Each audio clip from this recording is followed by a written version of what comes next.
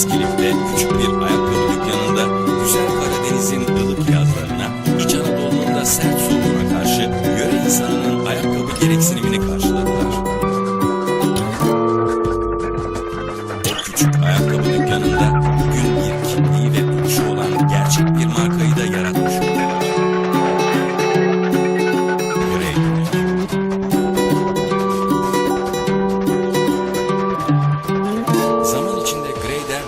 Ulusal hem de uluslararası gelişen trendlere uygun koleksiyonlar yaratmayı bir tutkuya dönüştürdü.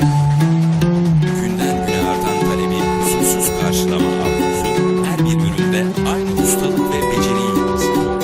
Ürün yelpazesi ise erkek, bayan ve çocuk ayrımı yapmaksızın olabildiğince zenginleştirilmiş.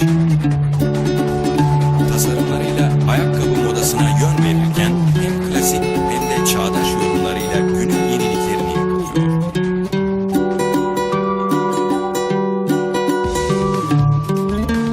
her çift ayakkabı kendilerine kaliteye adamış profesyonel bir ekibin ellerinden çıktı. 530 kişilik kadrosuyla Türkiye çapında milyonlarca tüketiciye hizmet sunan Kavsan, ayakkabı sektörünün en önemli isimleri arasında yer alıyor.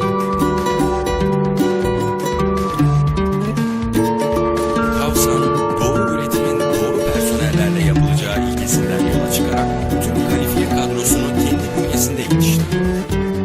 Böylelikle işçiler titizlikle seçilmekte ve sürekli olarak iş başında eğitime tabi tutulmaktadır. Bu konuda nedenle haklı olduklarını da başardıkları işlerle kanıtlıyorlar.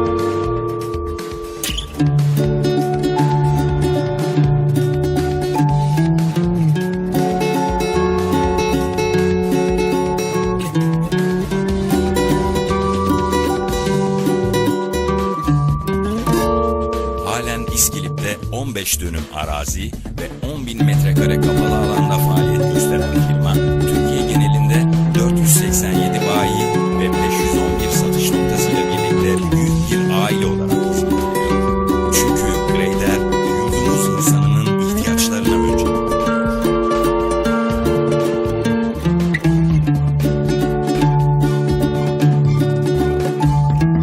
Temsilcilikleriyle geliştirdiği güçlü bağ, hizmet sektöründe örnek teşkil ediyor. Hızlı büyümenin sırrını ise bayileriyle aralarındaki gerekli koordinasyonun sağlanması olduğunu açıklıyorlar.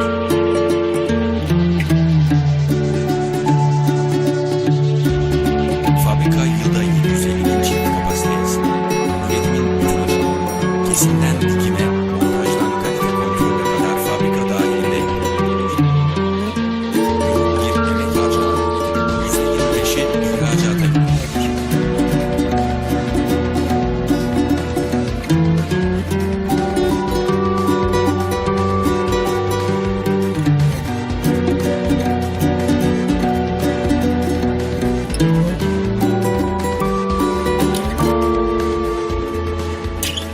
Farklı renkler ve modellerden oluşan ürünler bugün Avrupa, Orta Doğu, Afrika ve Körfez ülkelerinde önemli bir pazar payına sahip.